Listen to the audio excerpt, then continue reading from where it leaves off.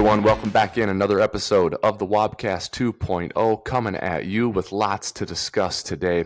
As Gyles, my partner and co-host, comes in, Gyles and I kick off a series of content for you here in the early portions of the offseason as we continue to put a bow on the 2023 season and look ahead to 2024. As you all can remember, heading into the 2023 season, we went through each position group for the Minnesota Vikings and stacked it against the rest of the NFC North to see where we stood. Well, we're going to do something similar here in review as we go position by position on the Vikings roster, give each position group a grade, and take a look at how the Vikings can improve that position heading into 2024. So we're excited to do that for you, and we're going to start things off with this series today by taking a look at the running backs. Before we get going with that, let's bring in my partner and co-host, Gyles. Hey, partner, how we doing?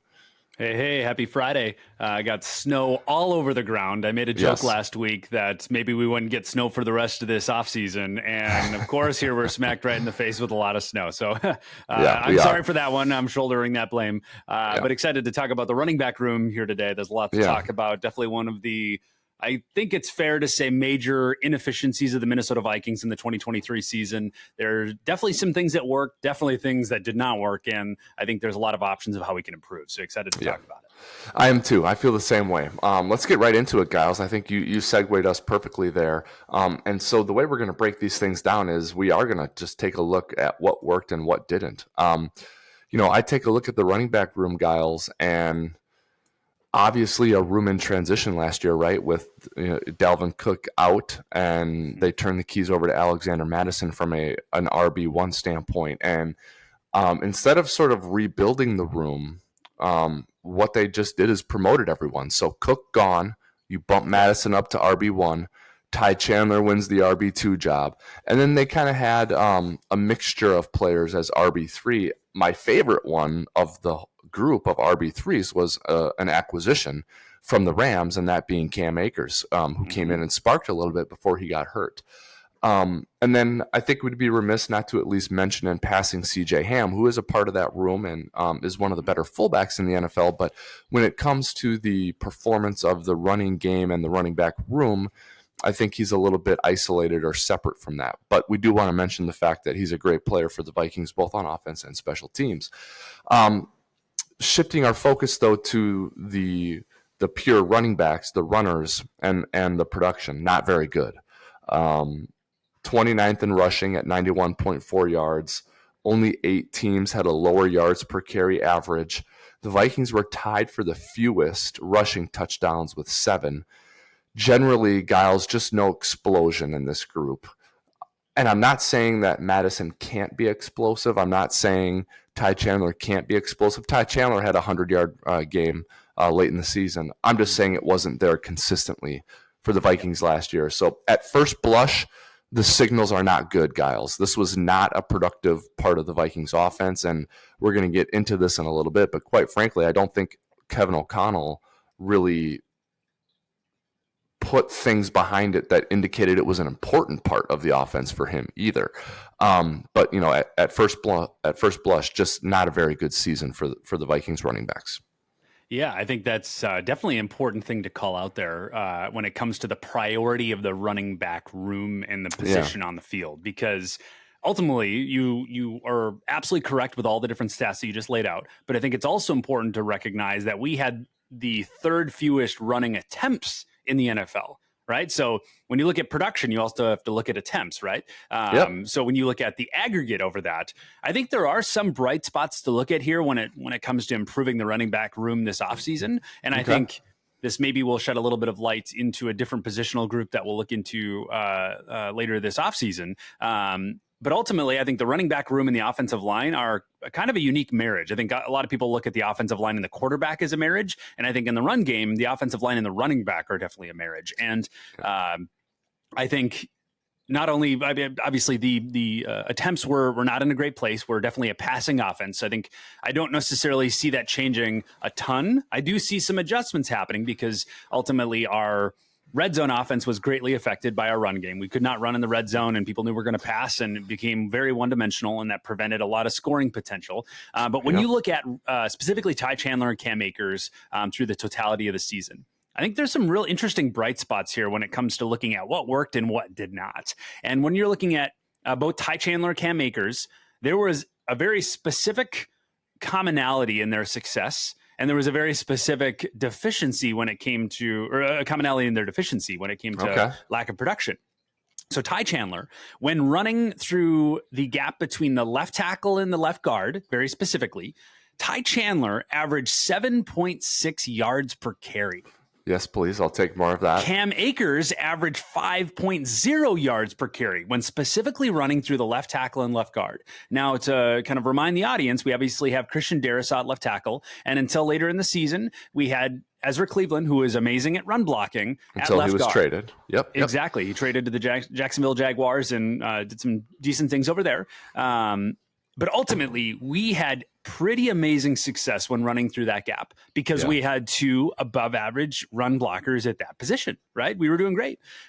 However, when you translate that to the right side, between the right tackle and the right guard, Brian O'Neill, obviously stud right tackle at both run and pass, but you had Ed Ingram at right guard, who is less than great at both of those positions, at the red guard position. And Ty Chandler went from a 7.6 yards per carry on the other side of the fence to a 1.9 yards per carry when running through the right side.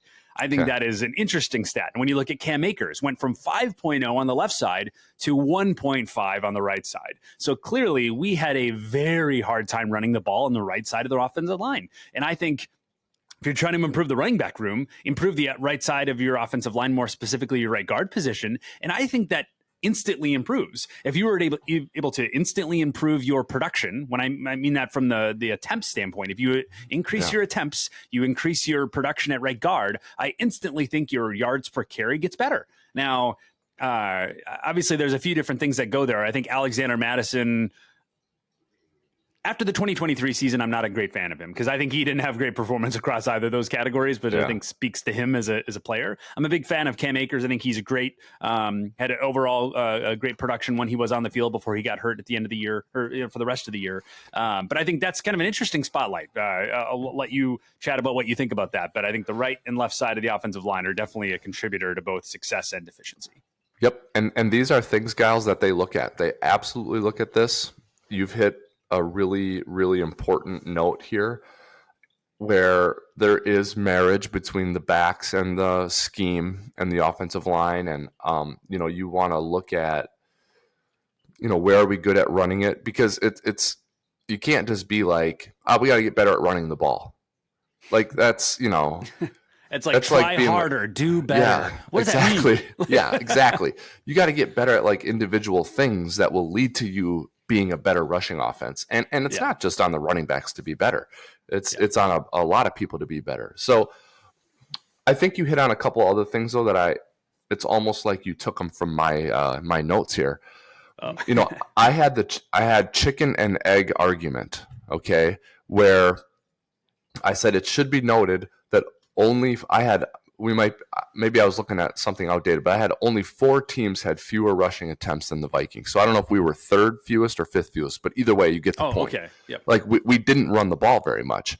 And it's not like the Vikings were losing a bunch of games by 3 touchdowns and had to throw all the time. It's just Kevin O'Connell didn't call runs. Mm-hmm. And we talked about this a lot. It's like, well, maybe it's because he knows that we're not very good at it. So why am I going to sit there and run the ball and be stuck behind the chains and have long to-go distances on 2nd and 3rd down? So in order to call more runs, you got to convert on 3rd down and stay on the field, and you got to be able to block it. And maybe the Vikings weren't able to do that. But I think it's important to note that, and then you hit the nail on the head too with red zone offense. If you look either historically or even just last year at the best red zone offenses, they are more likely than not also teams that run the ball with frequency and efficiency. That's just how it goes. And the reason is the red zone is a condensed area. It's harder to be productive passing the ball because there's less ground for the secondary to cover, the defense to cover. So if you can run the ball in the red zone, you're going to have success, because you're not relying on the pass. Also, you're better in short yardage situations, and you're better holding on to leads. in the second half of games because you're shortening the game. Yep, by being able to run the ball. And the Vikings were not good in any of these areas.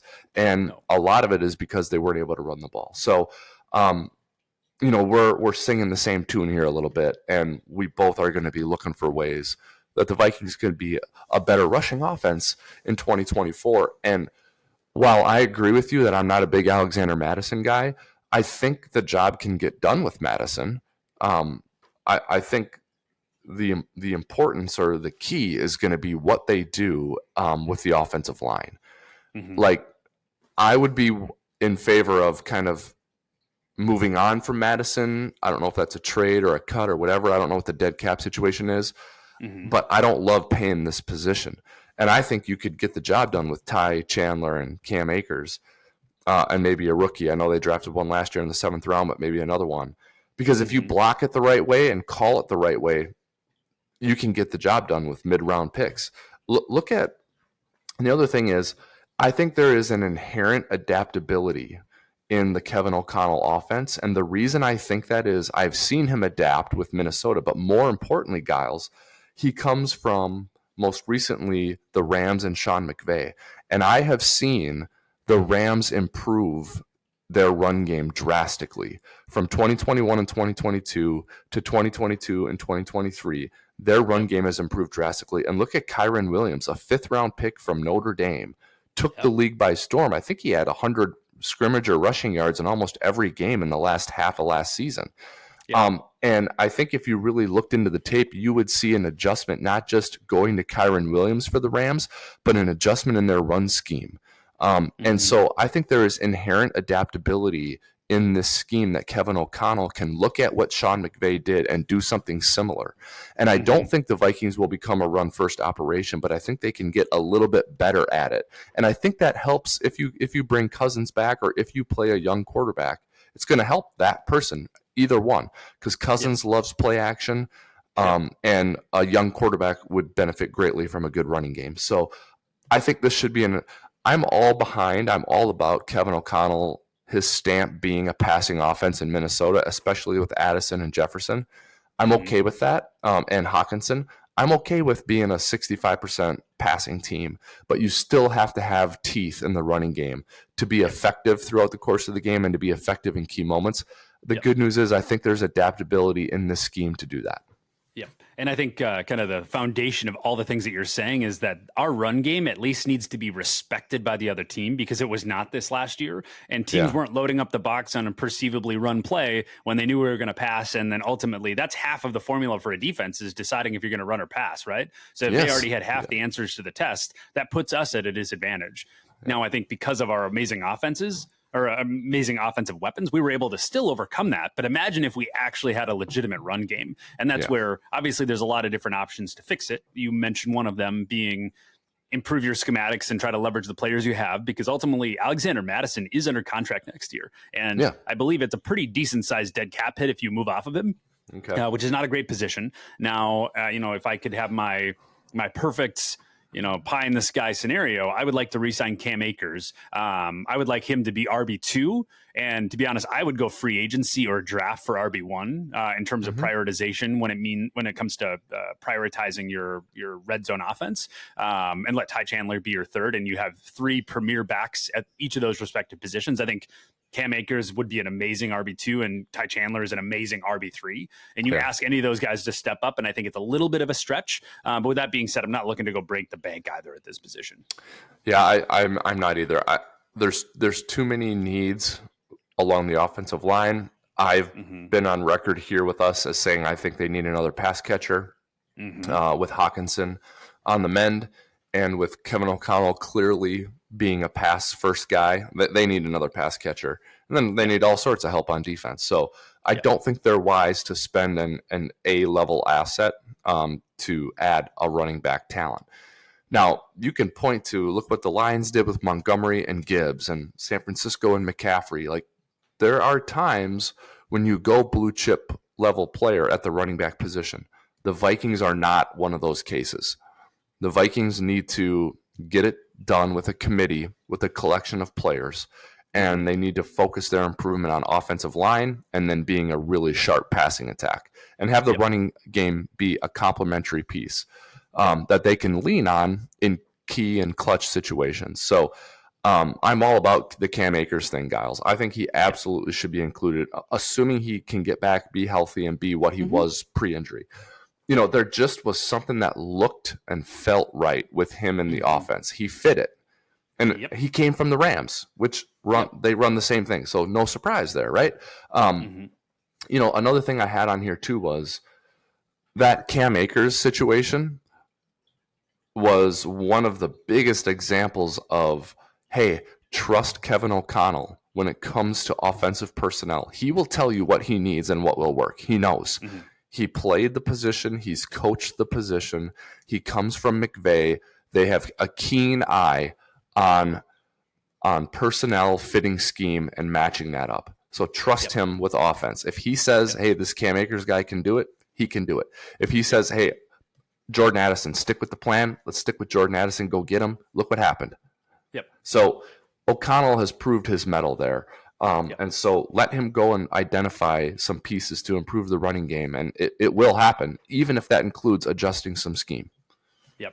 And I think after the 2023 season ended, there was a lot of Minnesota Vikings fans that were trashing Kevin O'Connell and Kwesi Adofo-Mensah on not addressing the running back room because we had a horrible stat line. Essentially, we were last in almost every category, and there was a lot of hate thrown at them. And ultimately, all those stats are true. But I think people misremember how the 2023 season actually played out.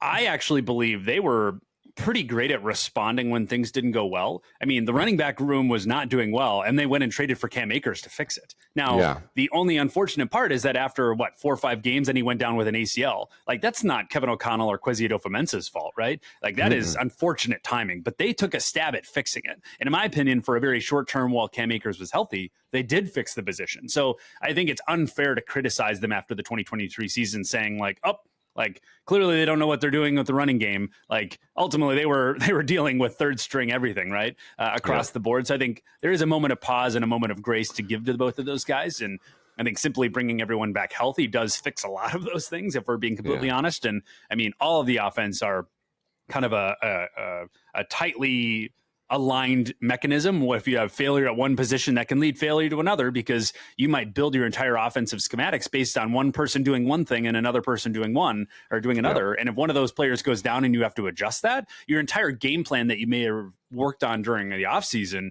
goes out the window. So I think there's definitely some grace that needs to be given to both of those guys. And I think I do trust them, to your point, on making the right adjustments here in the offseason, assuming injury goes away and everyone's healthy, that we'll be able to get back to true form.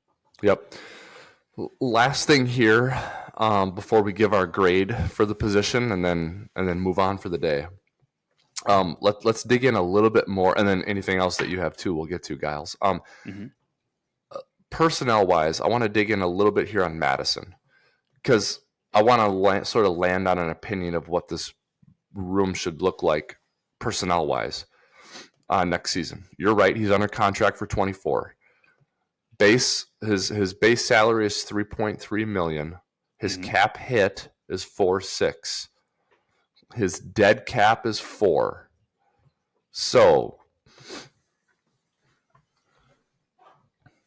it's not devastating to move on from him. I mean, it's very true. Yeah, that's fair. When you put it that way, like, you can swallow that. I think you could, unless I'm misreading this, but that's what I'm reading. For some reason, I thought his cap hit was a little bit higher, but me too. I did too. But if that's the number, I'll do that.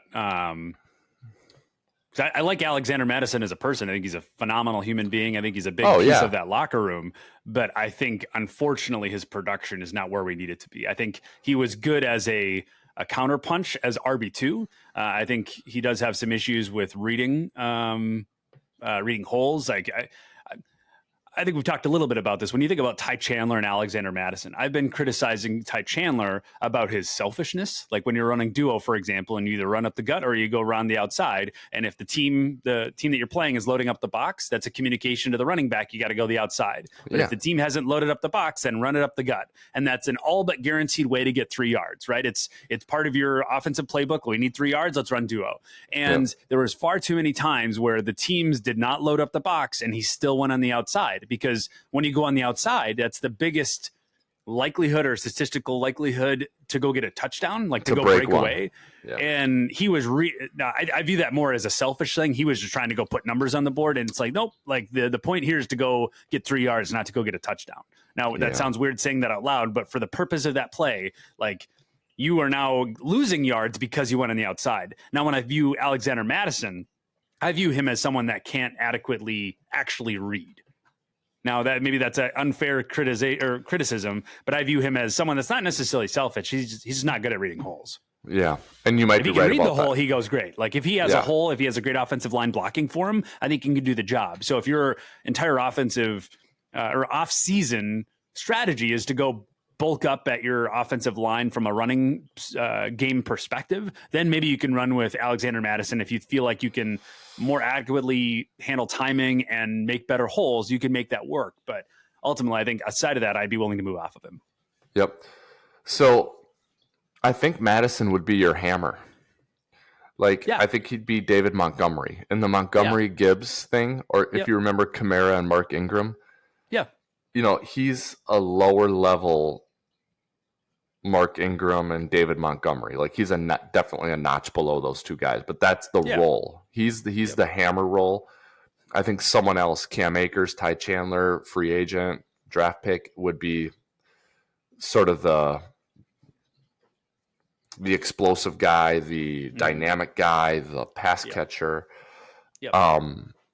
I guess at $4 million, I can live with keeping him or taking the hit and letting him walk. Yep. But you know, before the Vikings let Cook go and pointed to Mattison as the guy, so Mattison was your legit bona fide RB2. I mean, he's good in that role. I think you're fine there. I think the problem becomes when he gets elevated to be the guy. He's a low level the guy, you know. So bring him back down to where he was, where he's a high level RB2, and you've got someone else in there who's splashier and more dynamic. And I don't know if Cam Akers is talented and good enough to be that. I also like Cam Akers in a complementary role. Yeah. So, you know, the Vikings got to sort of figure out how they want to do that. But more importantly, they got to block it right, and they got to adjust their scheme to their personnel. And I think if they can do those two things, I think they'll be fine, whether it's Mattison and Akers or Akers and a new guy or Chandler and a new guy and Akers. Whatever that personnel mix is, I think is less important than getting it right with scheme and getting better blockers. So let me run another scenario past you, because I am completely in your camp. If I'm arguing for any type of offseason move and pounding the table for it, I'm siding with you. But to play devil's advocate here, there are some certain players that I think are able to overcome some offensive line deficiencies. Yes. There's not a ton of them, but there are a few of them. And one guy that comes to mind is becoming a free agent this year. And I want to run a scenario past you. Okay. If you had Ty Chandler at RB3, you re-sign Cam Akers at RB2, you cut or trade Alexander Mattison, and you leave RB1 open. So now you have a $4 million dead cap hit. Let's just call it $4 million dead cap hit. If you could sign Derrick Henry for an $8 million contract, 1 year, I mean, ultimately he is 30 years old, so he's definitely on the tail end of his career, but he still had 1,100 yards and 12 touchdowns in 2023. But if you could sign him for $8 million, would you sign him at RB1? Man, he made $12.5 million last year, just to put it into reference.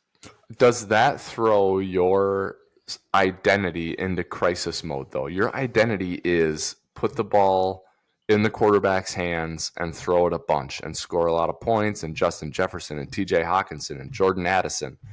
Yep. Do you feel forced to run the ball a bunch because you got Derrick Henry back there at $8 million? So I'm on the no. I'm saying no.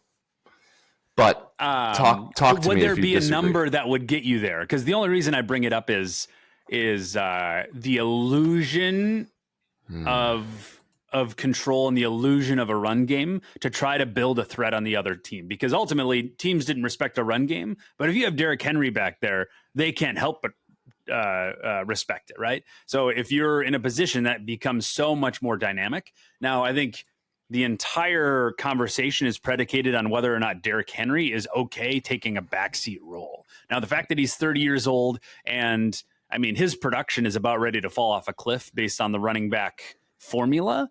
Like if he'd be willing to come over to a win now window, it would have to be a win now window, I think. Still pay him $8 million, not $4 million, right? So he'd still be getting some type of pay and having him be okay with a backseat role. I'm not saying I'm in love with it, but I'm just trying to think about all the different ways to fix the running back room when it comes to having other teams respect us and having production in the red zone. Is that an interesting option? I don't know. You'd still have a $12 million overall cap hit with a $4 million dead with Alexander Madison and an $8 million cap hit from Derrick Henry, but just throwing it out there. Yeah. So I think your number is good. Like, I think you'd have to come to an understanding with Derrick about the role. Like, you're not getting 20 carries a game. No. There might be some games where you do, but it's not. You're not the bell cow. You are. We're bringing you in as a high level supplemental component to the offense, where we know that we can take a sledgehammer to this thing and get better. Right? Mm-hmm. Instead of being a surgeon and getting a little bit better at right guard, tweaking the left guard and getting a little bit better there, adjust the scheme a little bit and find the right mix at running back. And then we generated some improvement in the run game. Instead of doing all that, it's just, let's just get Derrick Henry and smash him in there. Yep. That's what that is. Yep. It's one of the reasons I bring that up as an option is that when I look at the solves, so to speak, on the offensive line. When you look at the left guard position, obviously we traded away Ezra Cleveland. He was a top 10 run blocker in the NFL, and we've replaced him with, I'm blanking on his name, Dalton Reisner. We replaced him with Dalton Reisner. He is above average at run blocking.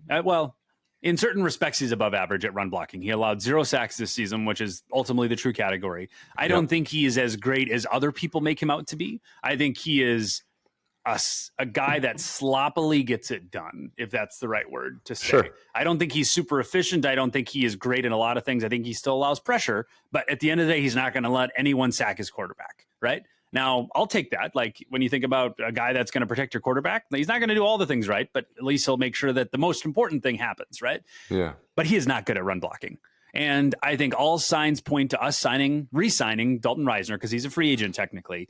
And that is not going to solve your run game, right? You're prioritizing your pass game, which is important and definitely the right priority when it comes to our offense, but you're not going to get better offensive line-wise when it comes to your production in the run game. And I gave you the aggregate scores for Ty Chandler and Cam Akers when you look at 7.6 yards per carry between the left and right guard. That is with a huge sample size when Ezra Cleveland was the left guard. I think that immediately goes down with Dalton Reisner at left guard in 2024. So either you need to reprioritize who you're taking at left guard from a running back or running game perspective, or you go get someone like Derrick Henry that's able to overcome those specific things. Man, there's not many people that can, and I'm usually a position of fix the offensive line. If you're going to have to pick one or the other, pick the offensive line. But Derrick Henry would be probably the one guy in the free agency that I would trust to overcome that. Oh man, that's a good point, Gyles, because in a vacuum, I'm on the Dalton Reisner train. I'm saying bring him back. Yep. So you're saying, okay, that's fine. We can do that, and we're going to be better pass protecting, but we didn't fix the run blocking thing. No. So now I'm more inclined to be like, okay, where's the sledgehammer? Hey, Derrick, come on in. Yep. Right. Yep.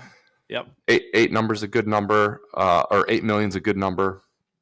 I'm looking at Spot Rack for calculated market value, and it's 10.3 million. So I think we're in the ballpark there with him, and you can close that gap with cash and incentives and all sorts of things. Yep. Oh man, I don't hate it. He's 30 years old, so he may not necessarily be out to get the bag. like the complete bag. And also, you're 30 years old, and the typical formula has running backs falling off a cliff at that age. So maybe he'd be more willing to take a reduced role to try to prolong his career. Like he doesn't, I mean, now that's me assuming that may be a total wrong position to have, but maybe he's willing to do 10 to 15 carries a game, not 20 to 30, because that means he's going to play longer and he still gets a adequate play time, and he might have a chance at a ring. Now that's me being a homer very clearly with that last comment, but Well, now it's also the type of move, Gyles, that really resonates with veteran players on your roster. Yep. So let's say it doesn't work out with Kirk Cousins coming back, and you end up probably going with a, Sam Darnold, and then you're going to draft one, right? Yep. That doesn't resonate with veterans. But let's say you do this. Let's say you go that route. Cousins is gone, but you sign Derrick Henry and maybe another sort of name that people know. And then you get your hands on Jaden Daniels at LSU. Like Jefferson's going to be good with that. Yep. He's good there. In fact, that's a great formula for a rookie quarterback to be successful, because you want good receivers, good protection, and a good run game. I mean, ultimately, that's the best case scenario. But if you bring in all those things, you really have a fringe top 10 offensive line when everyone's healthy. You would have an immediately above average running back room, in my opinion. Correct me if I'm disagreeing. I don't imagine an immediate shelf life where Derrick Henry falls off the shelf. Your wide receiver room is best in breed. Like, that is the perfect scenario for a rookie quarterback. If you're ever trying to make a run with a rookie, like, that's the one. Yep. I mean, if you're also, I'm thinking about this, so I agree with that. You're talking me into this, by the way. If you consider what you're paying for Madison, Derrick Henry at $8 or $9 million is an absolute yes. Yep. Don't you think? I mean, of course, yeah. It's more about having to pay to get rid of Alexander Madison and then also pay Derrick. But I know. So you have a $12 million cap hit between the RB1 position, but which I don't love, but I'd be willing to do it specifically for Derrick. I don't think I would do it for Tony Pollard or for a Saquon Barkley. I know a lot of people high on Saquon. I don't think he's at the level of Derrick Henry. But the reason is because you're saying he is a bit of an eraser when it comes to bad run blocking. A lot like Adrian was. Yes, Adrian did that for the Vikings. They weren't a dominant elite run blocking team with Adrian here. They just had Adrian Peterson. Now, that's no disrespect. I mean, we had Steve Hutchinson for a while there, and he was very good. So Steve was elite at run blocking. But, as a whole, like, Adrian probably, erased a lot of mistakes when it came to run blocking with some of those offensive lines, especially later on in his tenure with Minnesota. So, and Derrick Henry is that player. He can do that for you. This to me is a possibility. I think this is this is not the route I would draw up and choose at the start of the offseason, but this is one of those, we had to adjust and we ended up doing this. This is feasible and acceptable to me. 100%. And I think although it's a little bit different, there is some formula things to pull from the Miami Dolphins. If you followed their performance across the board, they were a great offense this year, right? They had a lot of great weapons. They, for most of the season, were number one, at least PFF wise, in the run game. The Miami Dolphins were. They had a 91.9 PFF grade across the board in the run game. And they actually had, I believe, a bottom 10 run blocking unit. But they had the best run game in the NFL through the majority of the season. And I think that's another formula to pull from. If you can find a blocking eraser, I think that is something to look into right now. If you feel like you can go get a different option at left guard and help your right guard, I'm willing to have that conversation. But that is a little bit more of an unclear option of how to fix that, because I think all signs point to us re-signing Dalton Reisner and finding another right guard. Are you willing to move off of Ed Ingram? I would be the frame of mind, yes, but that's kind of a question mark. So I don't know. It's kind of an interesting option. It is. I like it. I like that line of thinking. And you have to have, you construct your offseason plan, the path you're going to go down, but you need to have little offshoots, little alternative things to go to do in the event your primary plan doesn't work.